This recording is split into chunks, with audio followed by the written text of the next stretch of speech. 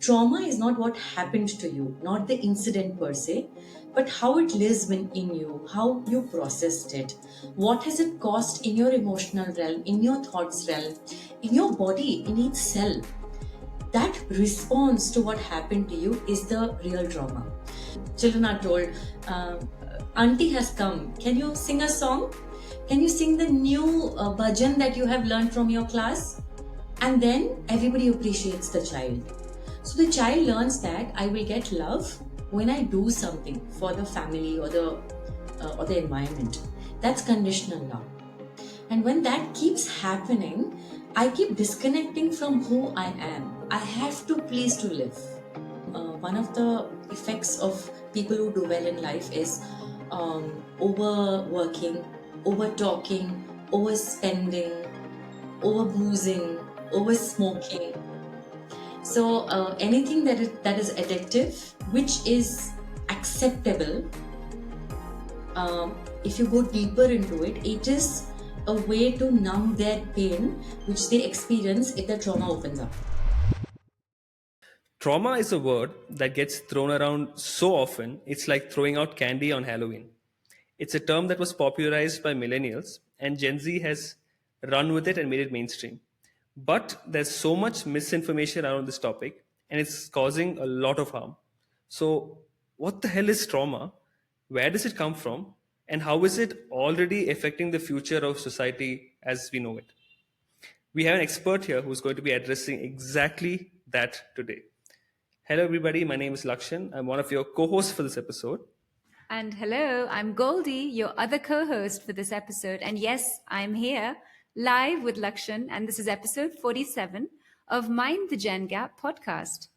We are, as you know, in season 2, and in the spirit of this season, we are inviting interesting people with interesting perspectives to share their expertise with us. And to celebrate the fact that this is the very first episode where Goldie and I are sitting right here next to each other together, we have a very special guest for today. We have Deepa Mahesh with us. Deepa is the founder and CEO of Purna Wellbeing, which is an entity operating with the mission to create conscious achievers and leaders. An expressive arts therapist turned leadership coach and facilitator, Deepa leverages her profound understanding of human behavior, beliefs, and emotion to create impactful group processes and one on one coaching interventions. Her work empowers clients to achieve their business outcomes through an inside out, root to shoot transformation, fostering both personal and professional growth. Now, I could list out her many facets and achievements. Believe me, there are many. But what I believe makes Deepa truly unique is her calling towards self mastery and her passion to enable that in others. Her own story, journey, and experience overcoming her own trauma is the reason I have personally seen so many other people be attracted to her to resolve their own trauma.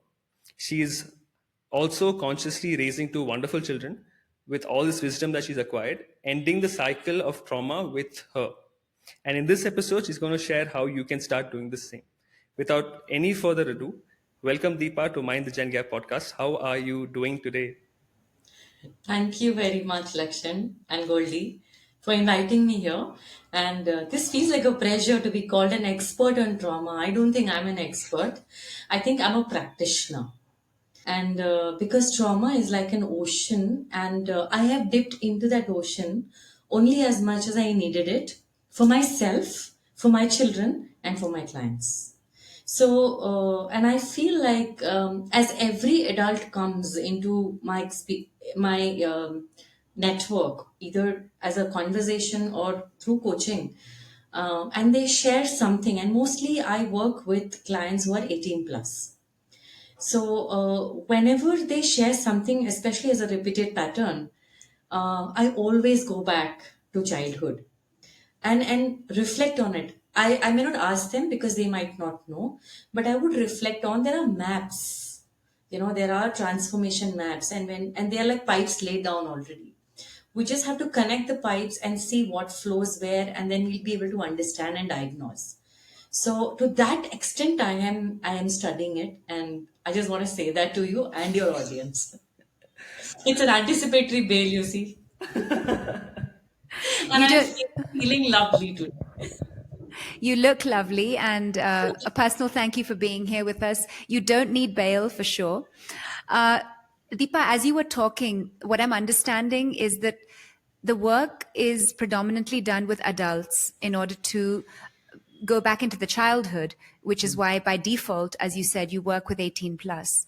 But I think as Lakshan introduced this topic, he was talking about the word trauma. And honestly, for me too, I feel it's so loosely used these days.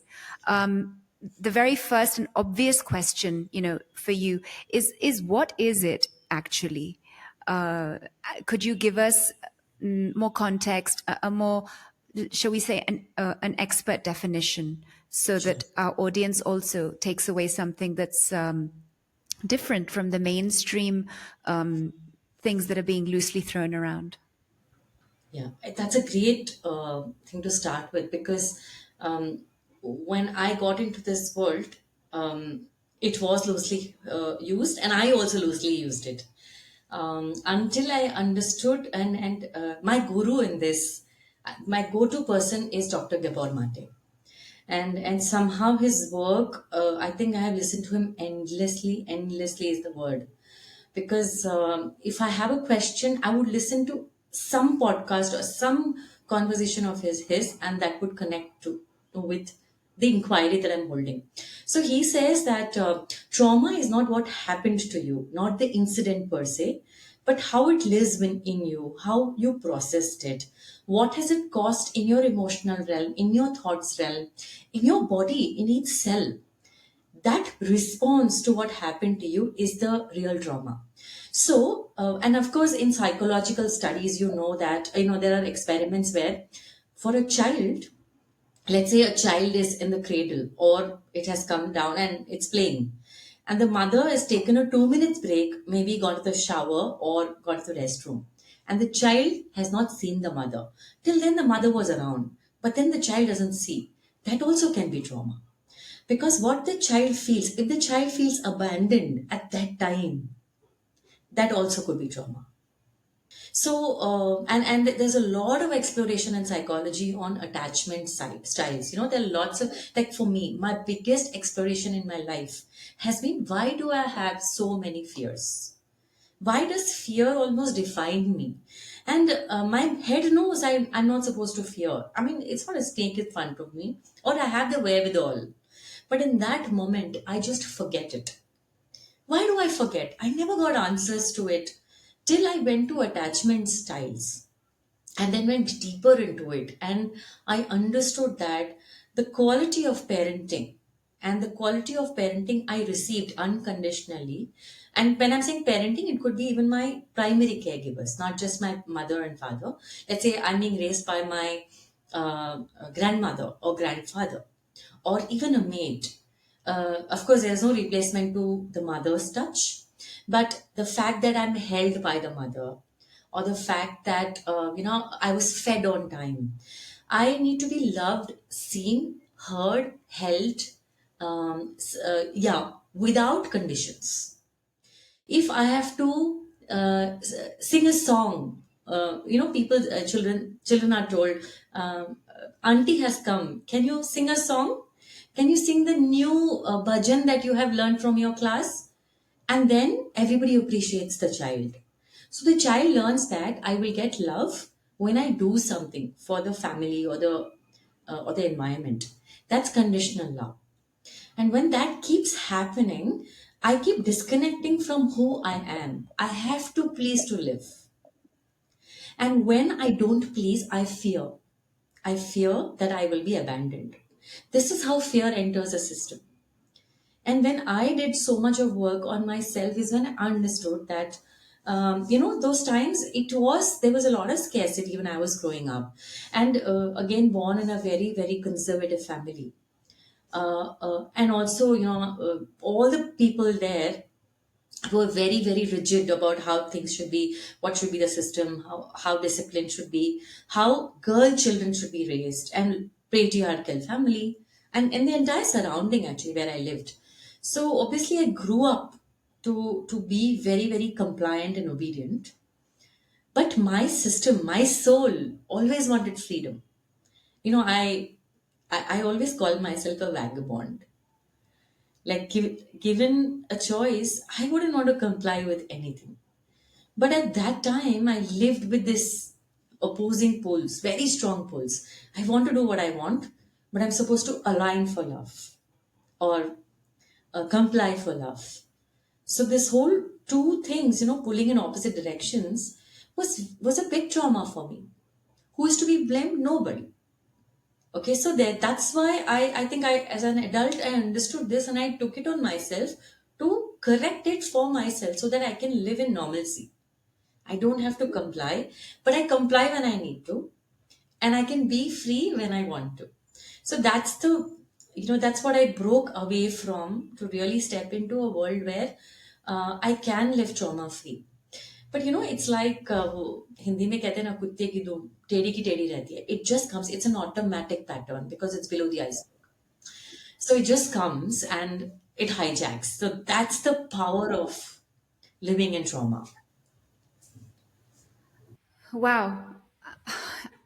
I'm taking away some very big words there, which is responsibility for your own, I guess, experiences. If we want to, identify it as trauma, otherwise you are bound by it, almost like caged, right? The big emotion that's coming up is clearly fear, and living in fear, as you recalled with your own personal story, was not giving you the life that you wanted, and you felt like you were in polar opposites. And a very big thing that's coming up, Lakshan, I'm sure for you too, is the roles of the caregivers, and it's so true, right? Like the people that we are exposed to from day one, whether it's your early years, your basic, like, even at school, all those figures of authority, perhaps, they play a big role on your upbringing, and I guess the way you shape your own world. I'm going to pass on to you, Lakshan, because I know you have a good question coming up on this part on caregivers, maybe. Yeah. So, my understanding from everything you shared, Deepa, which is a very comprehensive way of defining trauma, is essentially that it's not the experience itself; it is the meaning that you draw from the experience for yourself. And especially in the one of the things that Goldie and I have spoken about previously, and I think it's something that comes up often, is the 0 to 7, that age, Yeah, the formative years where you kind of the beliefs that you have for the rest of your life kind of start taking shape over there, right? If absolutely. in that period of development, whatever meaning you draw from the experiences that you've had, that kind of defines trauma. The fears, they kind of get instilled on a cellular level. That's my understanding from what you've shared so far. Totally. Yeah. Totally. So one of the things that Goldie and I were talking about even today is that it need not be parents themselves. Even grandparents can play a role in shaping, the way people how they develop, right? So we've spoken about this, parents and grandparents and all this stuff. If that is what trauma is, what is generational trauma then? I just want to also add what you shared before this, that 0 to 7 is significant, but 0 to 3 is even more significant because at 3, the child has the ability to say no. In the system, in the because we are social animals, and we are a product of our society, especially early, because at that time we can't define things for ourselves. But a child at 3, normally 2.5, 3, a child keeps saying, no, I want the pink dress, I want this shoes, I want that. And if the social conditioning is tuned to shut up and listen to me, which is what I grew up in, I know better than you. So the impression that I'm having is that parents know better than me, caregivers know better than me, adults know better than me. Okay, and now I can also say I don't know. I'm not good enough to decide. So at 3, a child decides the basic things of shoes, and children, girls may want to apply lipstick and stuff like that. No, lipstick is not for you for this age. So if we allow experimentation at that time, the child learns, an ego body is formed, and that enables the child to really stand up at 9 which is the next time such an experience is happening to them inside. And then at 12 or 13, when the puberty, when the body is getting ready for puberty, and then at 18, when the vocational choices have to happen, and thereafter from 21, every other experience till 35 that happens. The choicefulness happens. So 3 is a very significant age. Of course, 0 to 7, but 3 is very significant. And connecting the question to what's intergenerational trauma, it's like a collection of beliefs and meaning making that the entire family has done over time. uh, you know Things like, for example, scarcity. Now, at that time, they were limited needs. When I was born, I think it was not so limited. We still had money. But my parents, their parents, hardly any money. So, conserving resources, being frugal, all of that became a part of it. Now, and I was not frugal at all in my childhood.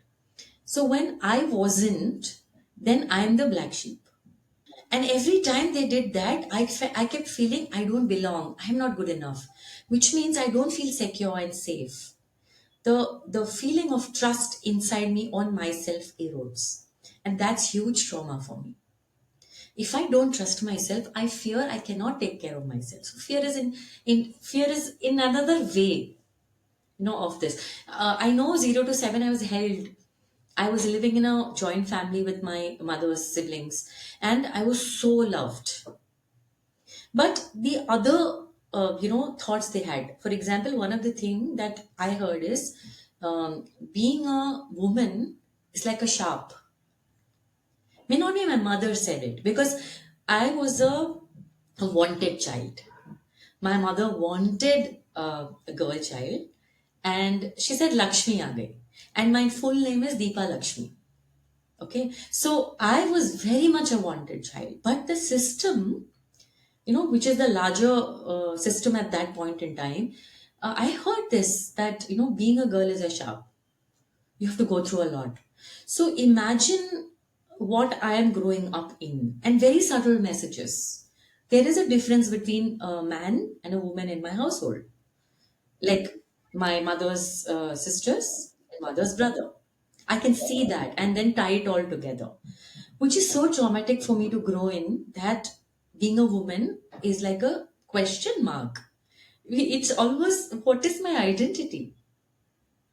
That's the intergenerational trauma. So the set of beliefs, a set of thoughts, set of narratives, and set of conversations that they say, and its impact on me is traumatic. And the way my brother would take it and the way I take it in the same household will be very different. Again, it depends on his makeup, his mental, emotional, biological makeup, and mine. And me being very sensitive and him being very different, and our attachment styles are very different. So I could see the difference also. And this is how it, and I remember maybe around 30s is when I actually was working with a women's spirituality coach. And my question to her and to myself is, I really don't know, Rekha, what does being in a woman's body mean? I actually didn't know. I was living disconnected from my body. It was not, I was in it, was going through the functions, but I'm not connected at all. And then it took me years to understand what is being a woman. And that is when I am now able to raise my 2 boys in a way that how to hold being a man and being a woman in the same in a perspective, and they can have their own perspective. So it's a far more open conversation than, either patriarchal or non-patriarchal. Even non-patriarchal is a judgment, you're moving to the other side.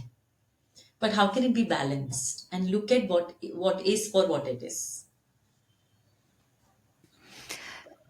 When you were talking about scarcity and the relationship that you're supposed to have with means in your life, and coming from a place where things were seen as frugal, something that was coming up for me is how so many people have a very traumatic relationship with money. which I think you please tell us more on this, if it comes from that relationship that we were taught to have with money, to save, to say that you don't have enough. And then it's so ironic that you were also at the same time raised to make money, especially the boys. You know, you have to grow up and make lots of money and earn it. Today, there are women who are really earning so much, but somewhere deep down, they don't have their inherent value because of that, as you say, right? The scarcity nature of their upbringing, and the Yes. way that money was viewed. So Yes. it's such a simple thing, but it's also such a big thing, right? Yeah, absolutely. I think it's a great point that you brought in. Yeah, and the scarcity. I can share where money is the easiest thing. I have seen people who have money but they don't feel they have. I've seen people who don't have money but they feel abundant. And that's because the narratives that exist in the household growing up. And I've seen people say, we'll figure it out. Money will come. How? And they spend. Money will come. So I've seen that narrative also.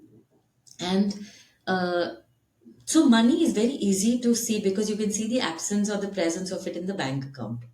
But scarcity impacts a lot in many other areas, especially when we work. You know, the whole the way we hustle without rest. It's an offshoot of feelings, that sense of scarcity, or grabbing a lot of courses, fear of missing out on this, and that's how advertisers also cash on. This exists till this time, Black Friday sale or this sale or that sale. So hoarding clothes, addictions, you will see a lot of scarcity. There is no money but you will be addicted.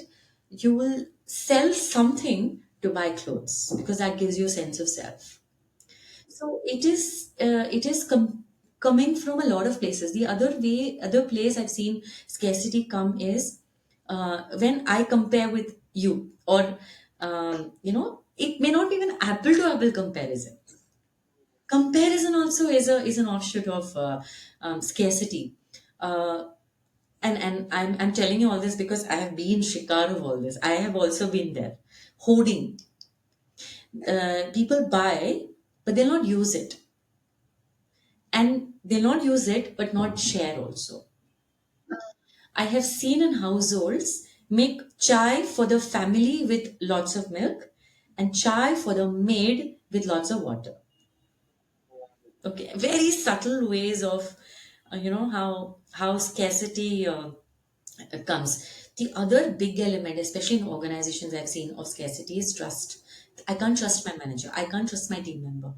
I can't trust my office boy to him doing certain things. I can't trust people with money. So there are lots of offshoots of this scarcity, and it's almost a big energy drainer. It's a killer. Money is easiest to spot. All these things are very difficult.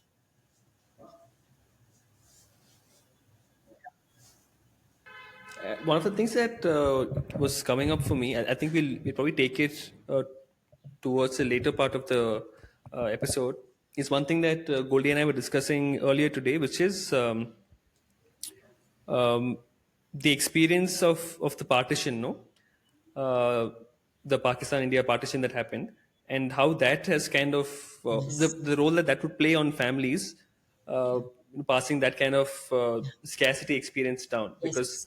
um, of course, Goldie, her family kind of, it comes from that, right? Yeah. People who had to deal with the whole partition Yes. thing, and also I'm sure a lot of the experiences that you had growing up, or even your parents had growing up, Yes. Yes. right? I think that's, yeah, I mean, this is something that's always interested me because I feel that the stories that you live, your ancestors live, are so thick in how you're shaped and molded to believe things. And I think, as we say, through no fault of anyone, it's just passed on, isn't it? Um, Absolutely. and And so, we've spoken so much about the manifestation of trauma and the way it is relevant, and so many lovely examples you've offered us, Deepa. I do want to ask you, how can this be broken, or Yeah, what's the healing behind this? For example, going from scarcity to abundance. yeah, yeah. Yeah, but the partition and those kind of experiences that you talked about. In fact, Dr. Gabor Mate also talks about how, what happened to him in his, when he was a child, when he was given away to somebody who's a stranger to them. What I've seen, and I've had clients, and I wouldn't, they wouldn't have given me that data. But as the sessions are progressing, uh, and me being me, I would always see past, present, future as a way to diagnose.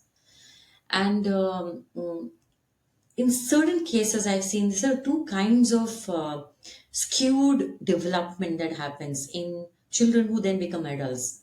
I've seen one kind is they become very submissive and they're very fearful, etc. The other set of people become narcissist. And and the moment I recognize that I am working with a narcissist, everything, it all comes into that picture for me. Why is it that I'm breaking my head? Why is this so difficult? Why sometimes do I feel they are not coachable? And the moment I recognize it, and then I remember in a particular client's case, I told the organization that I am not the right coach for him, and I've told him also, because it was like, I was not peaceful at all. It is such a struggle. And I know one should not pity, but I do empathize a lot. It is beyond repair, especially in a coaching. I can't do it. I'm not fit to coach a narcissist because it's very hard. It's like brick walls, and I can't break through it, and they're not ready. So the other um, kind, where they swing is they become submissive. That's easier. I mean, it's a long haul, but it's not impenetrable. We can work through it. They can come to there to maybe aggressive and then come to a midpoint. It is a long journey, but it's possible. And I've worked with clients. So this is the impact. And for whose fault? No one's fault. It is how the child has taken that experience and made sense for themselves. The submissive child is still, I need to submit, like I'm not good enough, I'm not confident, etc. The narcissist child has said that everything is in order. I will become larger than life to deal with the situation. It's the way they dealt with the situation. But both is trauma. Both would be counted as trauma for that child. And if we really see our parents or that generation, they have come into one of these. Even in our parents, many of the parents, children or clients who come to us, their parents would have been narcissists, and they are bearing the brunt of it, not realizing what to do. So that has really happened, and you can't tell the parent. They don't know. They've lived their life 70, 75 years, but you are going through it. So the place to heal is not really to go back and correct it at the source of when it happened, what happened, because it is not in the situation. It is in the experience and the meaning that you have made out of it. So the correction or the alteration or the altering beliefs and narratives have to happen at that level. So it is at a granular level, and you have to find either a right therapist or a coach or healer or many of these modalities to be able to find and gravitate towards healing. But the source, I mean, if I have a client, the first place to go is to restore safety, and trust in self that comes from the body. So I have had clients where we only work on safety for the first few sessions, nothing else. No, I don't even want them to go into narrative, because that can be trauma also. So and earlier when I was a full time therapist, uh, I had only such clients, and There were times when I could not deal with some, and I would say I cannot take them on because it was too overwhelming for me. Because I couldn't understand where do I start. It's like that. It's like a ball, no, which is all entangled, and you can't find the thread to hold on to and what to open so that you get some breathing space. That's how the psyche works, actually, consciousness may. But they're coming to, we are going for healing, or they are coming to us because of the human being's consciousness, which wants to expand, which wants to heal, which wants a better life, better day, a bright future. And so, the first place I think, and I've always believed, is to go to safety. Safety in the body, because that's hugely compromised. Safety in the inner breathing, safety at the cellular level. So, working with that safety and then going into narratives, sometimes not even going to narratives because it can be too painful. Then working with the emotions. Most of the times it's fear, anxiety. So, working with these two emotions and then slowly giving them the vocabulary to expand the emotional vocabulary, to see, okay, there can be disgust also. And there was disgust. So then they will say, oh yeah, there's disgust also. So slowly and steadily expanding the emotions vocabulary um, is the way to bring healing. Now, what can come in the way here is our super efficient mind, which says it's a bullshit. It's too long a thing. How much money do I spend? Because the one who's gone through this trauma is also going through scarcity, anxiety, and all of that. So they have to invest in something for themselves. It's very hard. So it's like a game. What is that? You that mesh. What do you call that? Finding the way out. Maze, huh? Yes, it's like that. Where do you enter? Where do you come out? You don't know when. Yeah, and there are clients who ask me, will I ever come out? It's such a, I hold that question, no, I hold it with a lot of love. Because what do I tell? हाँ बोलो सच है, but it's not their reality. ना बोलो तो मायूस हो जाएंगे. So it's like that. It's a very tricky thing. Trauma is like that. I think the cure is love. And love and really holding space in the most truest form. That's the biggest healing. So lovely, Deepa. What you said at the very end, no, about holding space and just love. That is like the only thing that you can, uh, that can really, really help a person out of this pit that they find themselves in. Right.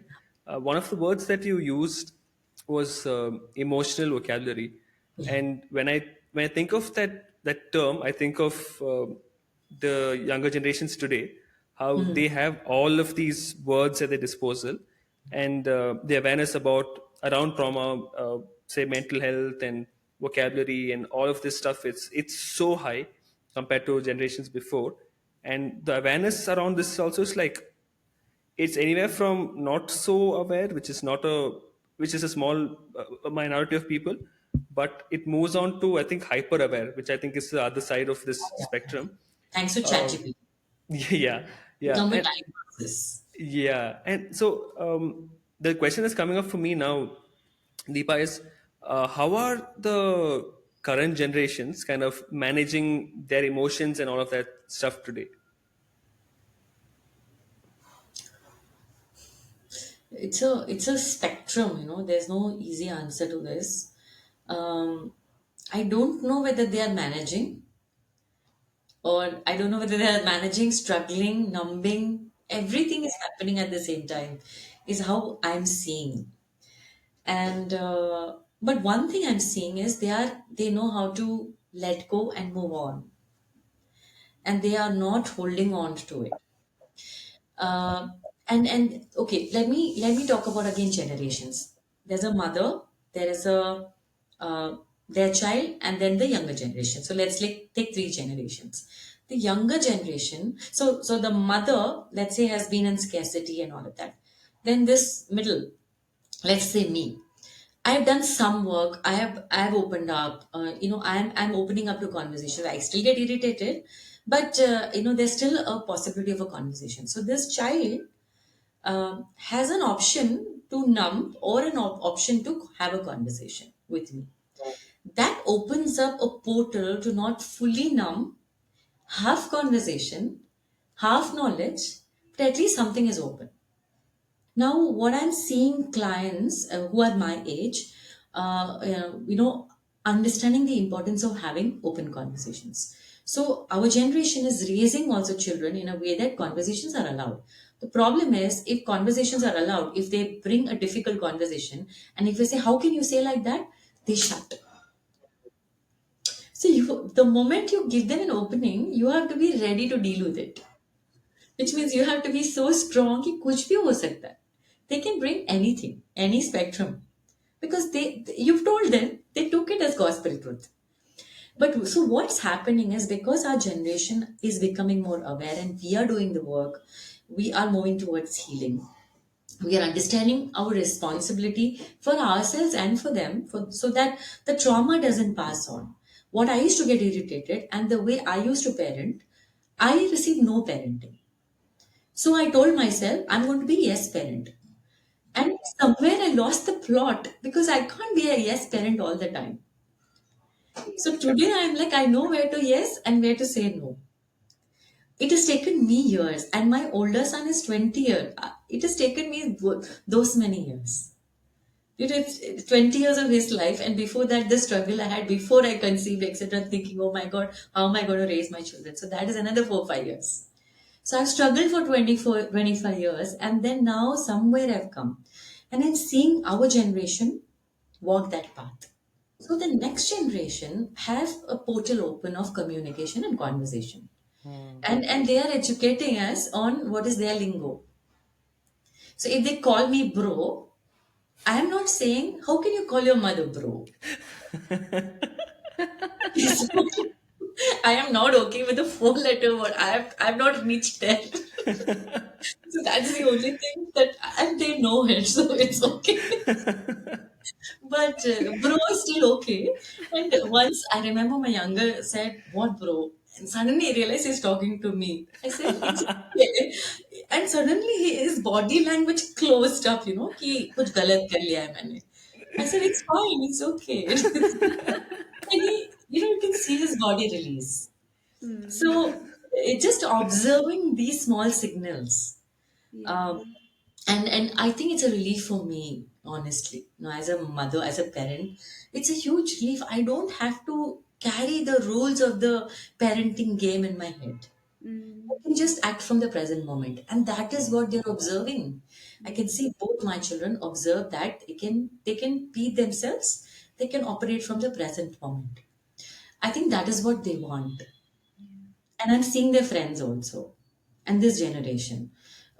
So if they get freedom, and I don't see them resist boundaries. If the boundaries are reasonable, they know that boundaries are giving them a rail to operate within, and they're not too rigid.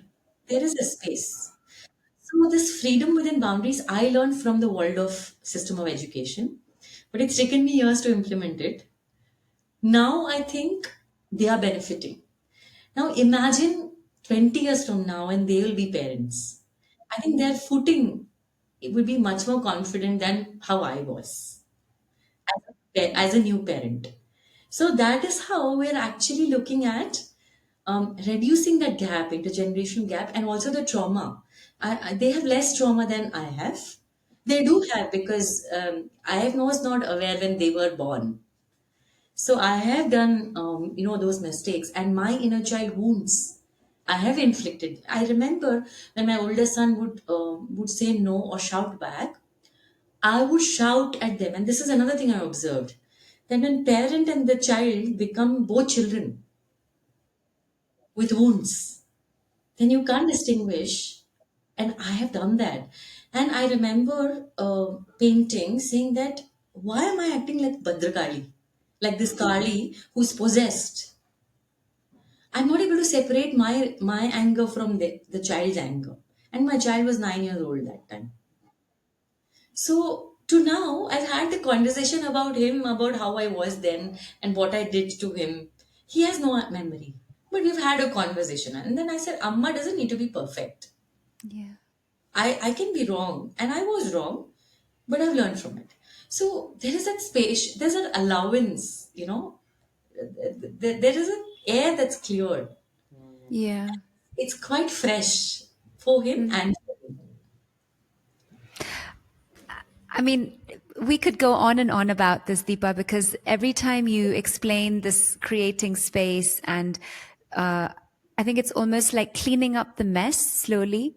That's kind of been brewing for so many years. First, maybe with our mothers, then with us, and now, in my case, I do have a daughter. And as you were talking to me about your own, parenting, really one very fresh example came up, which I haven't even shared with Lakshan, but my mum recently turned 70. And so, we celebrated her as a family. And I asked her a question during one of our meals. And I said, hey, Mom, do you remember being 47? Because that's how old I am today.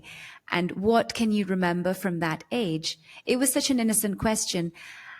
And you know what she said? She said, oh, menopause. And that's not something my mum would have said maybe even 5 years ago. But because, as you can imagine, I'm in that stream of life, I'm very open about it.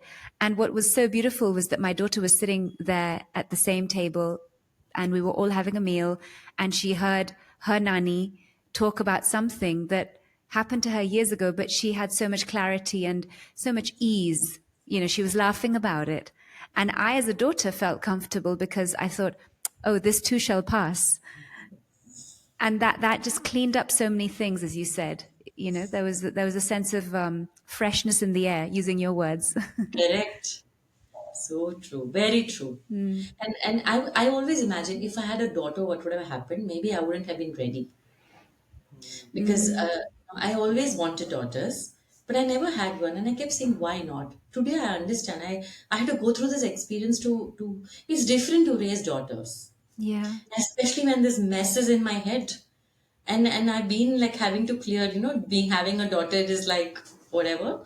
It's not easy to have one with that wound. yeah. But now I'm ready for any daughter because I know I can be open.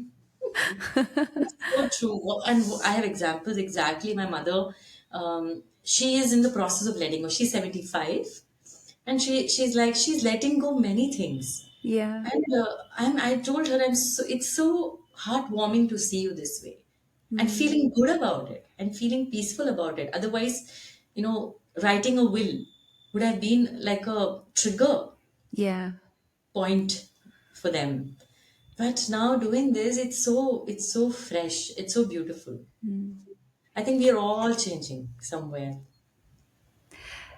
Thank you. I mean, I from the heart, we're learning so much, and as much as we'd love to keep asking you questions, it's I think it's a really nice moment to lighten up the conversation. And we have our myths, which we explained to you earlier. So Lakshan will start, and he'll ask you to demystify and tell us whether it's a yes or a no, and as to a why, for the myth that he presents, and then I'll go after. Okay. Yeah. So we won't take up a lot of time with this thing because a lot of the myths that we had kind of presented, but you've already dispelled them. Yeah. So maybe, Oh, thank yeah. God. So maybe like we'll do two or three, Okay. and one that's coming up for me, which is a myth that I really resonate with, is that um, my childhood was fine, so I couldn't possibly have trauma. Hmm. Um, so yes or a no, na? My childhood was fine, so no, no.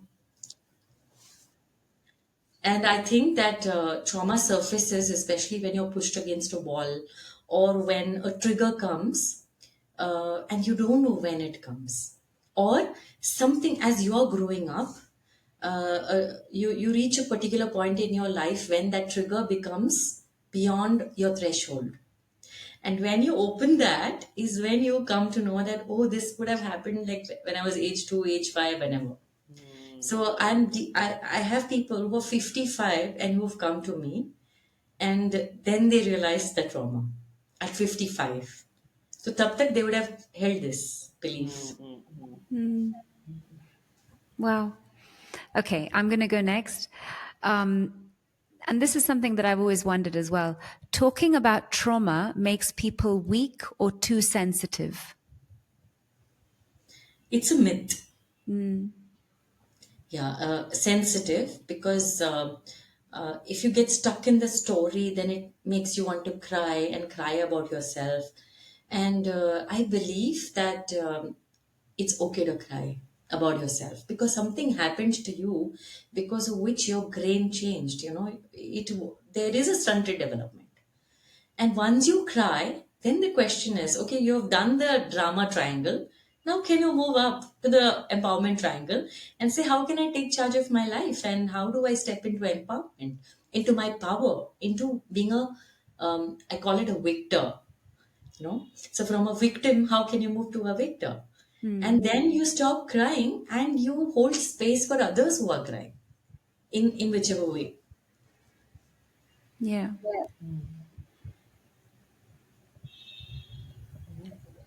We'll do one last one. Sure, go ahead. So this last one is, if I'm doing well in life, that means I'm not affected by trauma. Big myth. No, it's not true. If I'm doing well in life, and one of the effects of people who do well in life is overworking, over talking, overspending, over boozing, over smoking. So anything that is addictive, which is acceptable, if you go deeper into it, it is a way to numb their pain, which they experience if the trauma opens up. So, if and especially workaholism, I say, is a celebrated addiction, and Wow. there will be a root somewhere. So, yeah, if anybody is watching this and you have it, please dig deeper. And because the idea is, and that's why I feel like success you want is great, but success with balance is even more sustained and greater. And when there's success with balance, it will not have so many no trauma as a underlying factor. It will come from a certain ease. So it's more like something that you're pulled to do rather than pushed to do. Yeah, that's correct. That's correct. I think it's a good place to end this Yeah. episode, Yeah, Goli. yeah, What do you yeah. think? I love the myths. I love this. There's more, but we only have time for so much. And what was coming to me, Deepa, as we before we close, is this is a topic that we genuinely haven't covered on our podcast, so it's going to be a fresh perspective for all our viewers. We have some loyal watchers, and I think it's just been just such a gift, a treat for them to address this from your eyes and listen to you speak about it with like an ease which otherwise carried a weight, perhaps a word. So I'm taking away this ease that you've given us to address it without fear, because essentially Yes, we are supposed to step into our safety. Yeah, that's correct. yeah. Super. I had fun. So with that, we've come to the end of episode 47 of Mind the Gen Gap podcast. I've been your co-host, Lakshan. And I've been your co-host, Goldie. Thank you so much for listening, watching, and tuning in all the way to the very end. Muchas gracias. See you in the next one. Hasta pronto. Bye.